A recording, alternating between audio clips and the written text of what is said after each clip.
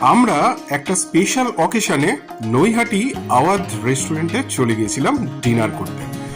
লিফটে করে সোজা ফার্স্ট ফ্লোর, আর ফার্স্ট ফ্লোরে ঢুকেই ভিতরের অ্যাম্বিয়েন্সটা এত সুন্দর ছিল যে কি বলবো, জাস্ট অবাক হয়ে গেছি।